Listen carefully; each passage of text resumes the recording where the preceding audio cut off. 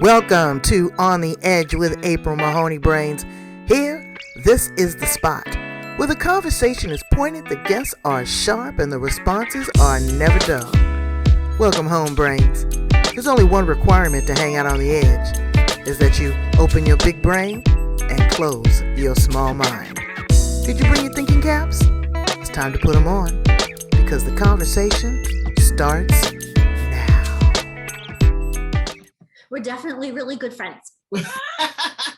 Okay, I'll take that. I'll take what I can get. Welcome to On the Edge with April Mahoney Brains. Look who is in the house. It is Denise Stegall. We're going to talk about an interesting concept. She was just telling me in the green room that she had an aha moment. She had an epiphany. She realized that she couldn't do everything. Wow. That's really a novel approach for a woman. A woman always thinks that she can do everything all the time. Mother, wife, businesswoman, entrepreneur, but lacks the self-care. And that is where you have devoted your life and your new vision as a CEO of Living Health List. I want to know what that's about. She's got a list, Brains. Okay, I want you to take notes, so be sure to get pencil and paper. She also has a Wonder Series that comes on every week, where she comes on Facebook, and I'm sure it's streamed on other outlets that really give you a template, some more information on how to process, edit, and filter, and live your best life. But the best thing is, again, I commend you for realizing that aha moment and that you needed to step back and take a break. So many times we don't do that. I know I did. I gave myself working hours. I work 10 to 7. I take a lunch hour. Even though I work here from my computer, I walk away. I take time, scheduling time for reading. I take time for everything. So you're going to fill in a lot of those spaces for us with your list. Welcome to On the Edge, Denise Stegall. Thank you, April. It's great to be here with you today. I've been watching you, girl, with that pretty blonde hair. You are absolutely gorgeous. Oh, thanks. You are. So tell us where it all began for you. So, where did it all begin? It's kind of funny, that story it goes back really, really far. When I was in college, my degree is hotel restaurant business management. So I focused a lot on food and nutrition. And I did that for quite a few years. I worked in restaurants and catering. So I got a really great vision of or understanding of what real food is, what people are eating as opposed to real food, and honestly, what works and what doesn't work when it comes to your quote unquote diet, what you are eating. We're told a lot of different things, but with my background, I knew better. I could see through all of this stuff. So I really think it's important to kind of step back and kind of get back to the basics of things when it comes to food. So that is the basics of what I want to circle back around because I don't want to forget that part, because I took a note. That's pivotal when you are going out in a restaurant and you're eating on vacation. Will you please be sure that we circle back around and touch on that? Because I'm about to go on vacation, and girl, I go through the smorgasbord. Okay, I'm writing that down. Eating on vacation. We'll go back to that. So that's really where my career started, is back in restaurants and catering. When I got married and I moved to Minnesota, where it still is actually 50-something degrees in November, so blessings. I left my corporate job behind me, knowing full well that I would find the right thing for me. And eventually what happened was I had a bit of a health challenge. I wasn't sick. It was just something was going on in my body. Oh, I'm a woman. My body was changing. Imagine that. But at 37 years old, the doctors were kind of blowing me off. Oh, at your age, you'll be fine. It's just a phase. Well, I didn't feel good. I didn't feel like myself. And basically my husband said to me, something's going on. You gotta do something about this. What do you call you? You call you niece? Niece. That's cute. Yeah, because I think I was driving him a little crazy, because this was the only time in my life that I felt that the hormone ups and downs, because I had never experienced that before.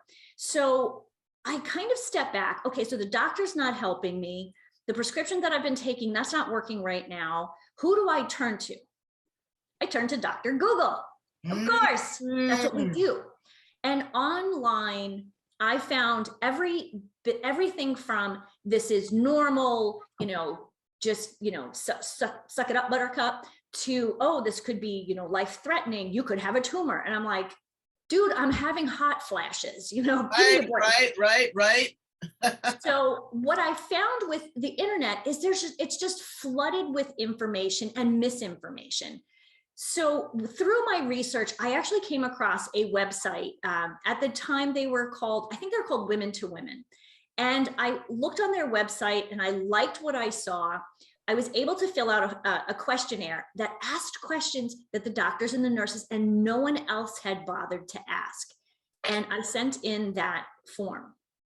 Literally 15 minutes later, my phone rang and it was a nurse from that company. Wow. And it was amazing. I mean, literally like sent form, phone rang. And during that conversation, this nurse asked me questions. She let me cry because at that point I was so frustrated. She let me express what was going on and what it was that I wanted.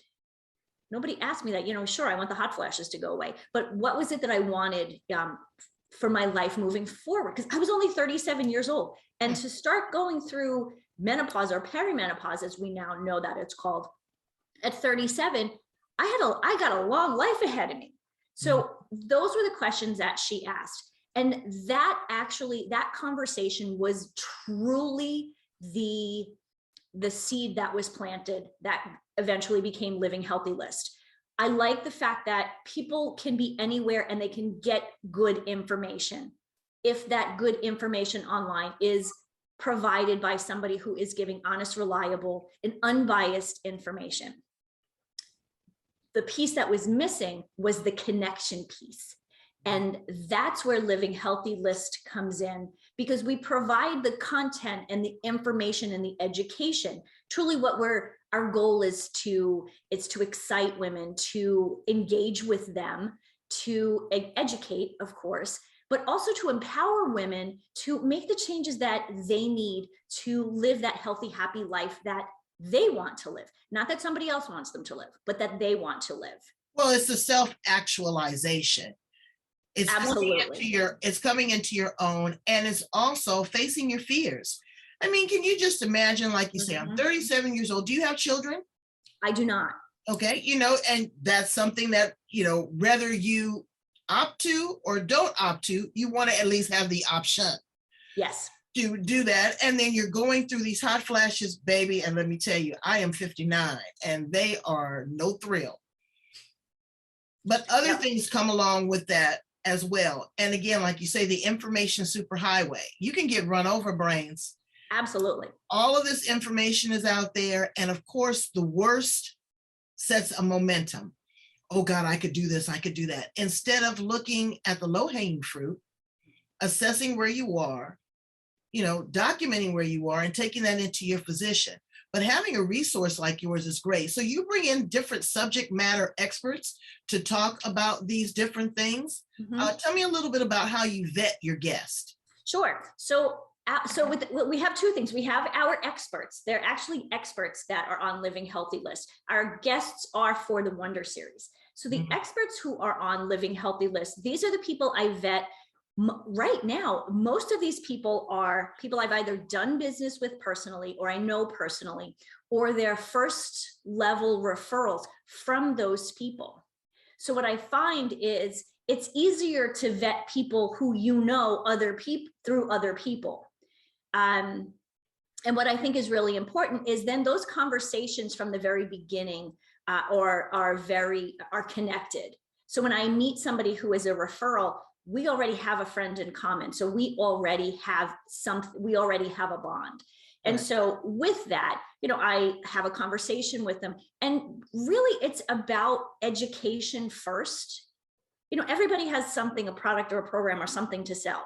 But first and foremost, it has to be about educating and helping people get to that next level. And sometimes that next level is, picking up the phone and talking to one of my experts or connecting with one of our experts.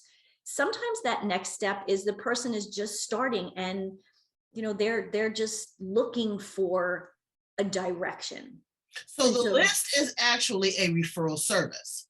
Yes. And you've went in and you've vetted these individuals, you've asked them the list of questions, and then they will provide additional consultation or coaching, or, if that is needed, if that's warranted. Right. What they do on a regular basis, our experts provide us with the content for our website. So the education piece, every blog post or video that you see is either from me, because my background is nutrition, food and nutrition, but also from every one of our other experts. Because how do you get to know an expert if you've never seen them or heard from them? When people go on to Living Healthy List and they see an article from, say, Michelle, they see an article from Michelle, they see a video from Michelle. So now they're starting to get to form a connection with her, even though they're just reading through her stuff or listening to her voice.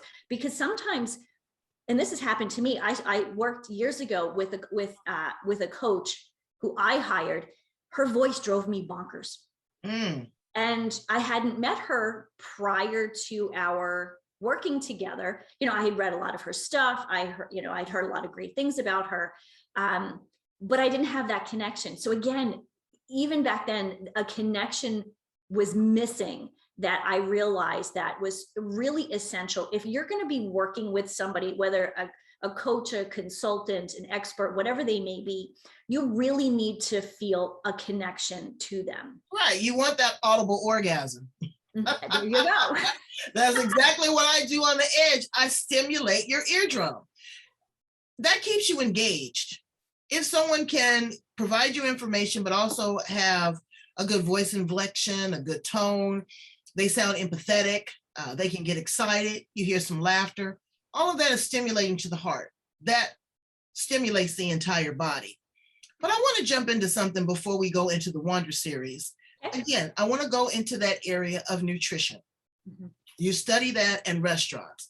I'm about to go on vacation. And when you go on vacation, you tell yourself, okay, no holds barred.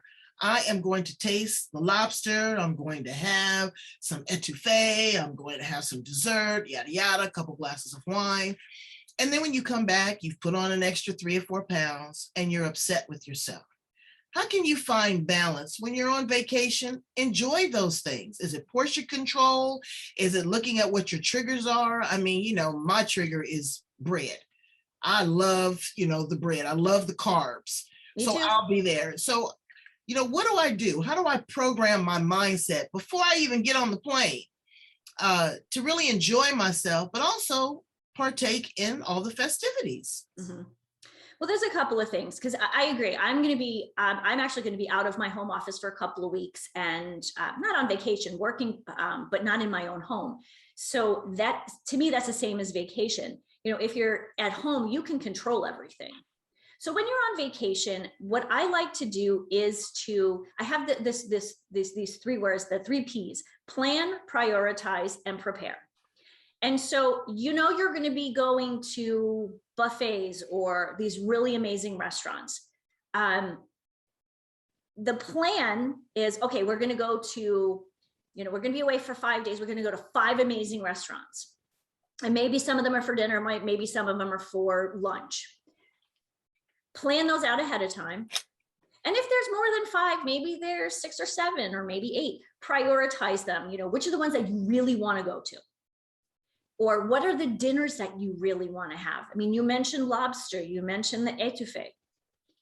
Yum. So prioritize those meals. Like, what is it that you really think that you would enjoy? And then prepare for it. The prepare piece really is about getting up in the morning and saying, okay, so we're going to go to this amazing restaurant for dinner tonight. And I know I'm going to have this thing that I love. And they've got this great dessert. So I'm going to enjoy that. So earlier in the day, you kind of prepare for that meal. Maybe eat something a little lighter at breakfast. You have an egg white omelet and some fruit. Maybe for lunch, you have salmon and a salad. So if you're going to have a heavy meal, at dinner, you know, so you really want to enjoy it. If you've had a heavy breakfast and a heavy dinner or a heavy lunch, dinner's just kind of, it's not as exciting. It's Right. not special anymore because you've already had two really great meals. Right. You're building up the expectation. That's great. That's a good idea. Absolutely. And then you can enjoy it. And then even at that point, it still should be portion control. I mean, you shouldn't have 2 lobster tails if you got high cholesterol, dipping it in the butter and, you know, the baked potato and all of that kind of stuff. When you're on a cruise, there's, you know, again, as soon as you raise your hand, they're delivering it to make you happy. But also, I want to ask you about the preservatives that are put in foods. Okay, now, and I'm not just talking about at the grocery store. I'm talking about preservatives that are put in food in restaurants to extend the shelf life. See, Brains, you don't think about that. I went to a all-you-can-eat buffet years ago. And I tell you, forgive my crassness, but I felt like somebody had stuck an air hose up my ass. I was so bloated. I was playing a tune. I was like, what in the world is going on? That was the only thing I had eaten all day. What's that all about? Well, a couple of things, especially with buffets. You said you're going on a cruise. One thing I would say, if you're going to go on a cruise, try to do the private dining as much as you can rather than the buffet, because as much as we can try and plan and prioritize and prepare for it, there's a lot of stuff on the buffet that looks good. So if you can avoid a buffet, avoid the buffet. If you can't, just, again, stick to the plan, prioritize, and prepare. When it comes to buffets, though, and your situation from the all-you-can-eat, some of the things they put into the food, one, there's a lot of salt in that food. They will use MSG. It keeps everything looking nice for a while it's been sitting out on a buffet. And then there are these mystery ingredients that we never really hear about when you're at the restaurant, but there are definitely stuff that they sprinkle on into foods that make it look better and look better longer for a buffet. Right. I mean, you wonder why the bananas never turn or the avocado never turns, and it's more than lemon juice, Brains. And again, I understand they want to sustain the food. You don't want to waste it, but we have to understand what we are also consuming, because we don't know what this mystery mixture is, what it does to us, and the gluten. You know, I didn't think I was gluten intolerant until I've pulled back on that bread.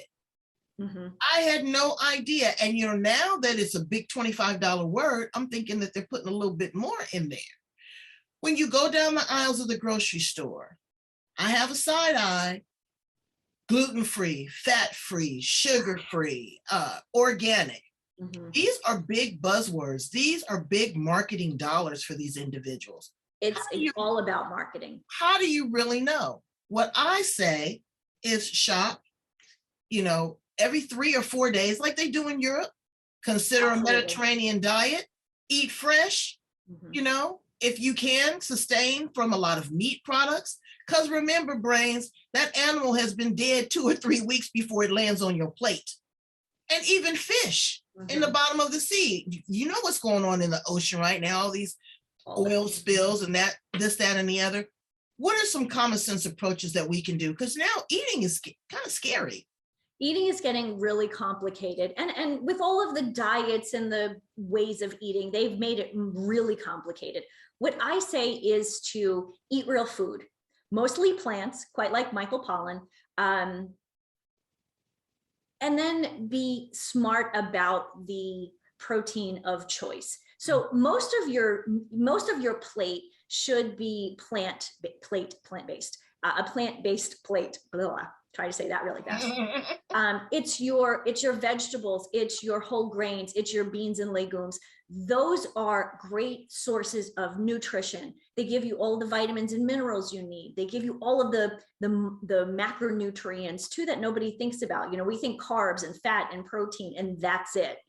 And when we think protein, we always think animal protein. There are so many other proteins out there that we can either replace completely or at least reduce the amount of animal proteins that we're eating. And that includes stuff like milk and cottage cheese, because those are dairy products. Dairy products are animal products.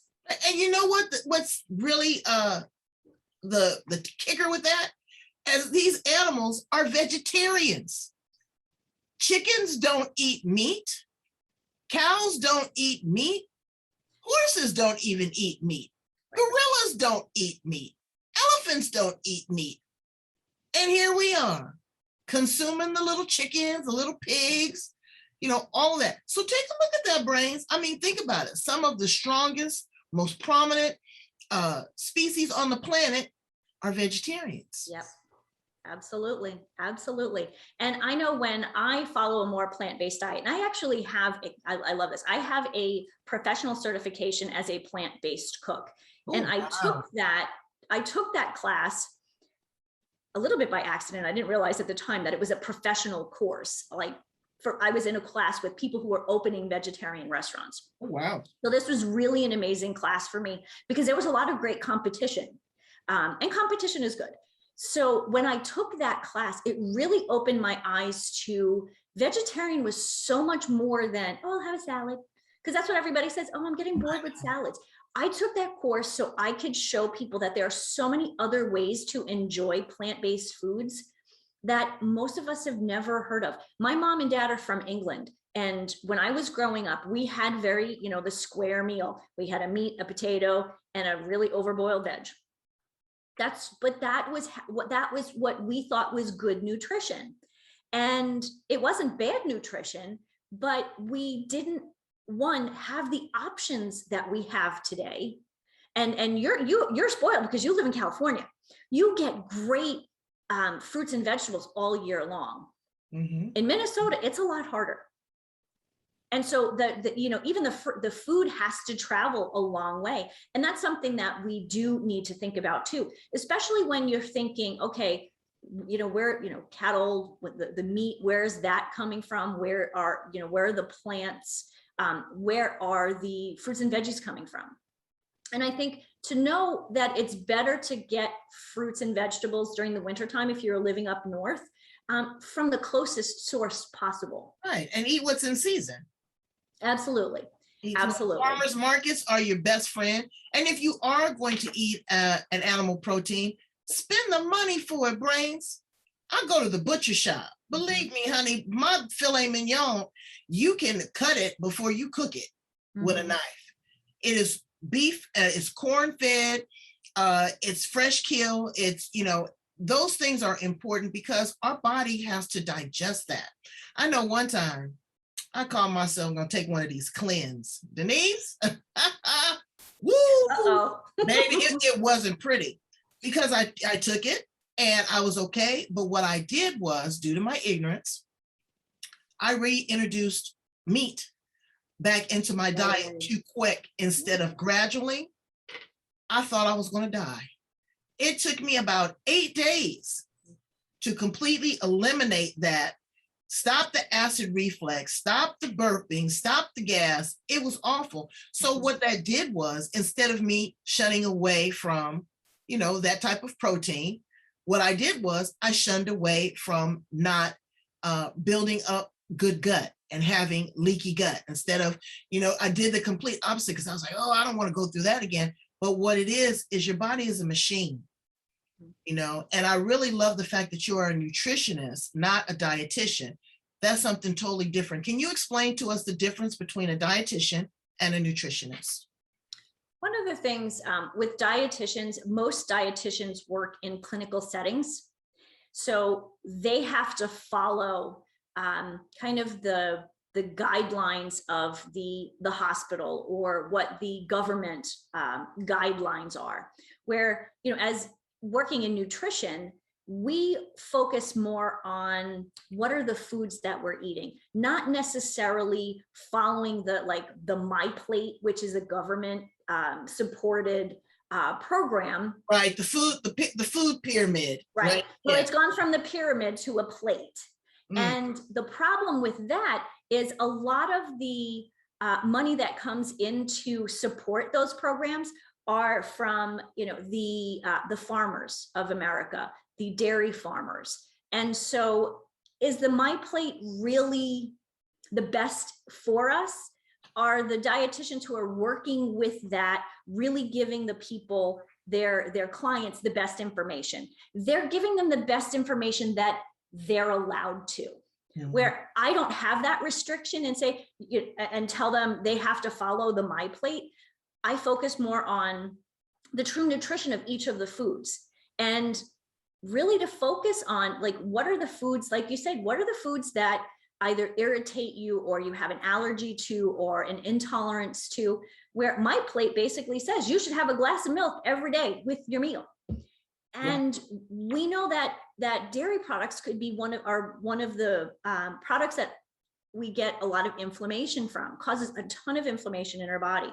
Well, if you have inflammation in your body and you're drinking milk, you're just adding fuel to the fire.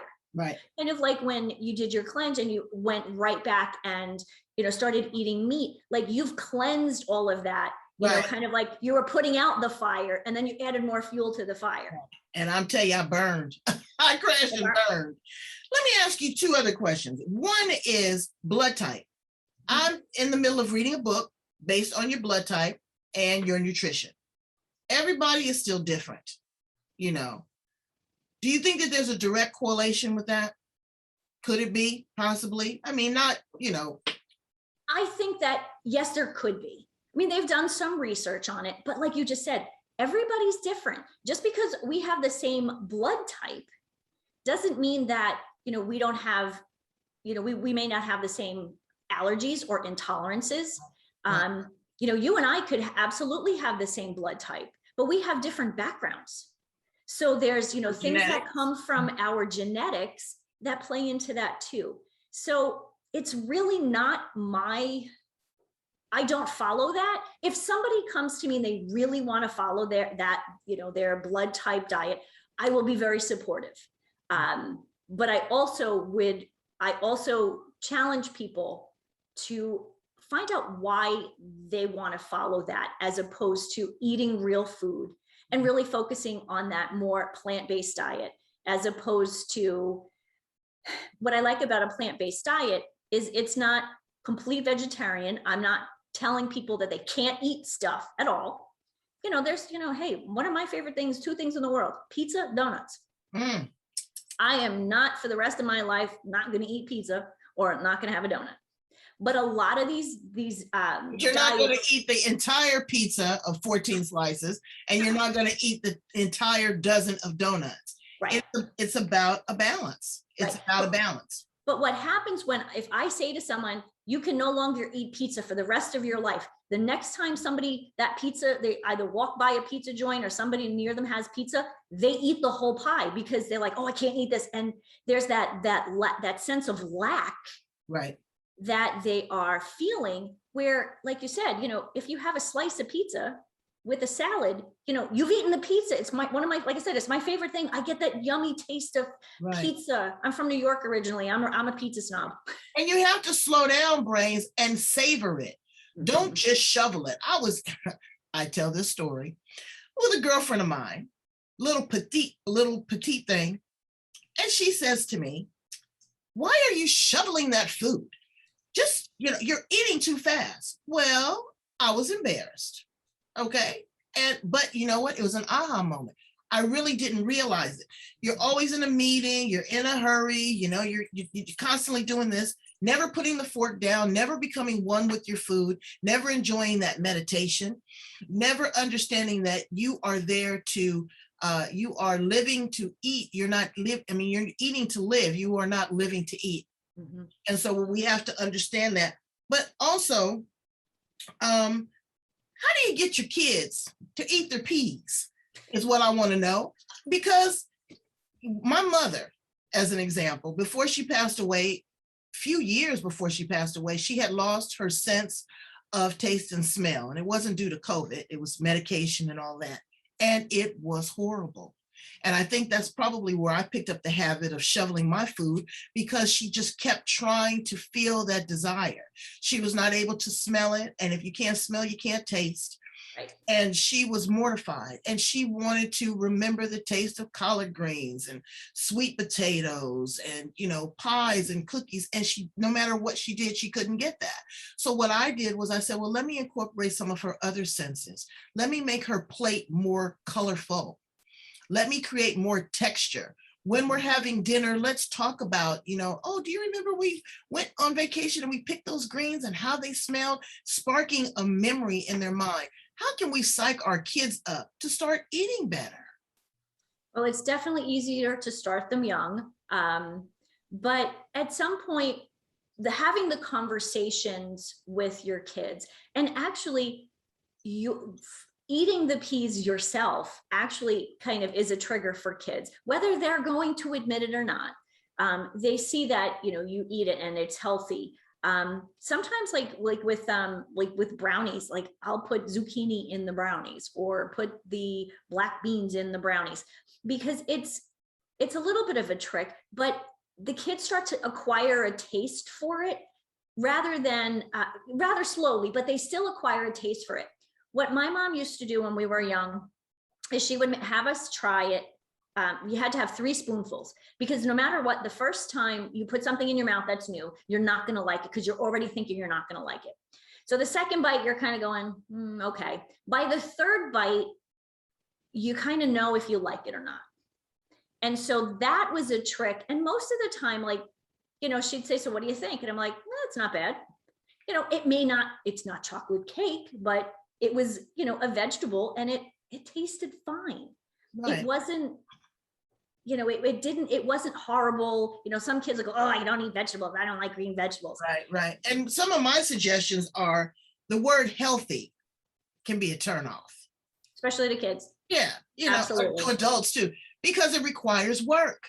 Yeah. It requires you to be conscious. It requires you to be present. It requires you to make a decision. So, the word healthy, maybe pick another word. This is fun. This is superfood. This is, engaging, I like the word superfood. One thing that I would say, with the plate, and you mentioned this when you were talking about your mom, kind of that rainbow, eat the rainbow. Though I know it's a Skittles commercial, but like in my world, the rainbow is different colored fruits and vegetables. Right. And there really is something, like there's an enzyme or something that some of us have that really makes like something like broccoli just really bitter and horrible. Mm-hmm. And so I don't have that, so I eat broccoli, but my brother-in-law, he can't stand it. Like there's something, he's so averse to it. So what he does is, so he doesn't eat broccoli, but he likes asparagus. So he'll have asparagus instead. Exactly. And so I think, when it comes to certain vegetables, with kids and with adults, eat the ones you really like, try new things. But if there's something that you absolutely hate, my husband will not eat kale. He will not eat kale no matter what I do. And I won't eat okra. He loves okra.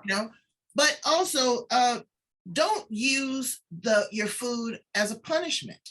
If you don't eat this is going to be the consequence. And, you have to do some things people just can't tolerate on their palate. Mm-hmm. Absolutely. And so honor that.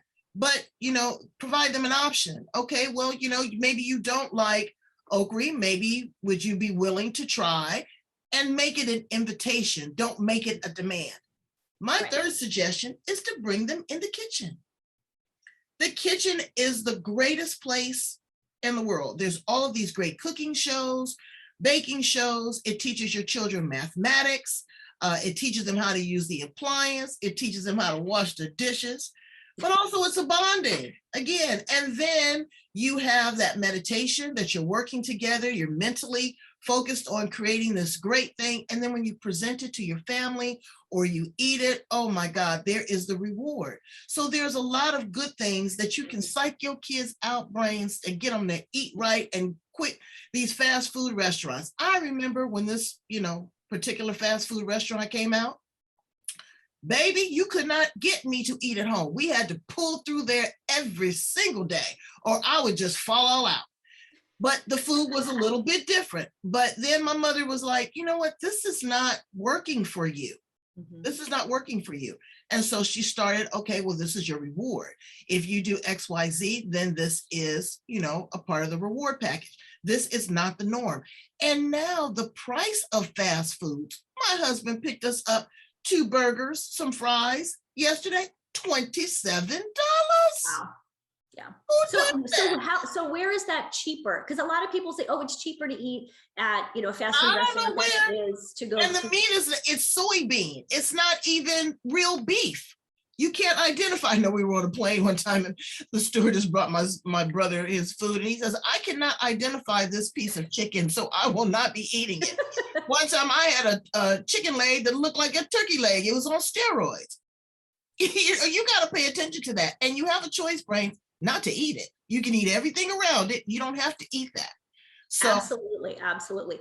You make a good point, because we travel, we fly quite a bit, not so much in the last year and a half, but one of the things to do, and this may help you with your vacation, bring stuff with you that you like, that you can eat. Like, so if you're out and about and you're like, oh, I'm hungry, rather than running into a fast food restaurant or who knows what you're going to get, pull out that, whatever it might be, whether it's a granola bar or an apple, or my best friend from college turned me onto those little packets of tuna. mm-hmm. Let me tell you, you want some protein, you got some good protein. It's Right. And I think that's another one of those things that it's about being mindful about what you're doing right now, but what you're going to be doing also, again, with your meals. Is it, what if you're going to be traveling, if you're going to be on vacation, what are the things that you are going to do, and be mindful about it today before you head out. And then that's where that planning comes in, is, okay, what am I going to do in, what if we get stuck at the airport?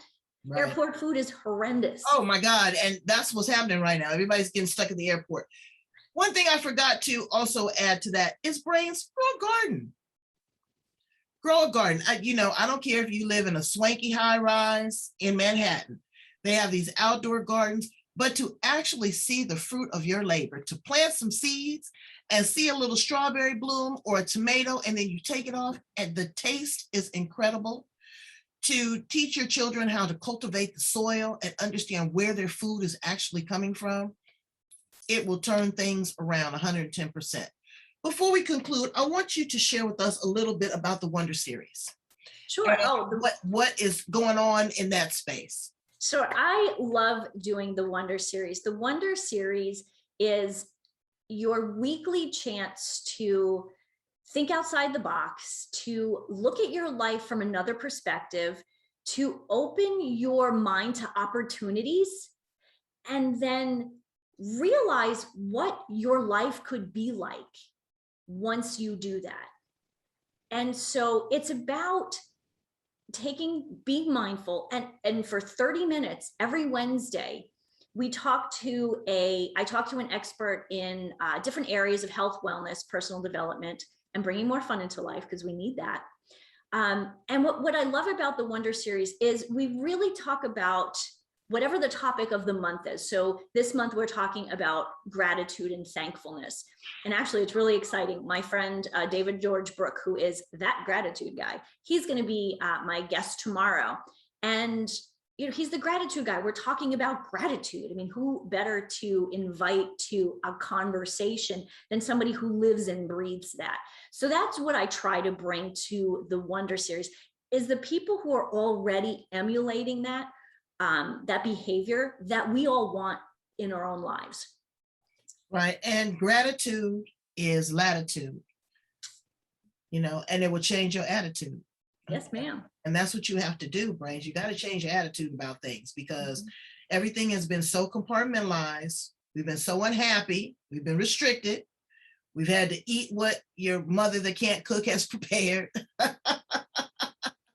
But now you have choices, you have freedoms, you have options. I want you to take care of yourself in every way possible, whatever that looks like and feels like to you and your family. I want you to connect with Denise Stegall. She is the business. Check out her series. You don't have to pay attention to some really great information that can, change your life forever, because we have to really think about sustainability and build up our immune system to fight off the common cold. Forget COVID. you know, just what that is, washing our hands and all that kind of stuff. So thank you so much, Denise, for being here with me and my brains on the edge. Please tell them how they can contact you. Have you written a book also? I thought you told me you wrote a book. Well, there's two things I got. So the book behind me is called The Successful Body. Well, it doesn't need to be behind you. Bring it up front and center, Queen, so we can see that. Yes, ma'am. So this is the first book. This is actually a book that I wrote with 32 other people. This is a best-selling book in the United States and in Canada. So one of the chapters is that I wrote. It's called Eat Real Food, which I mentioned earlier. This is a great book. You can get it on Amazon. And in February, my own personal book will be coming out. That's titled Healthy Living, Happy Life. Subtitle to come.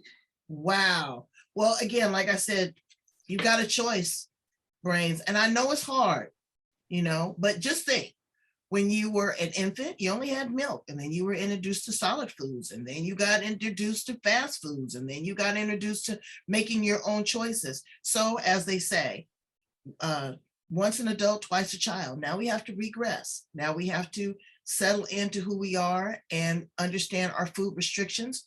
We are making a choice. We're making an investment. You know, your groceries is probably 2/3 of your expenses in your home outside of the mortgage, you know, and especially if you have kids, you really want them to grow up with a variety, like life. You got to have a variety. You don't want them Absolutely. Like me with the air. What you eat, you know, what you eat, you are teaching the kids, whether they're 5 or 15 or 25. Kids learn from their parents. They really do. They look up to us and expect us to point them in a good direction. Even when we don't think they're paying attention, they are. Right. And food is a pleasure, not a punishment. It's a punishment. So enjoy it. Thank you so much, Denise, for being here on the edge. Come back in February. Would love to. So we can hear what's going on in the book. And brains, I want you to run, not walk, run out and connect with me and Denise on all the social media platforms, LinkedIn, Twitter, Instagram, Facebook. Become a subscriber so that you will be on the cutting edge of updated information. Thank you so much, beautiful. Have an amazing day. Thanks so much. Bye, brains.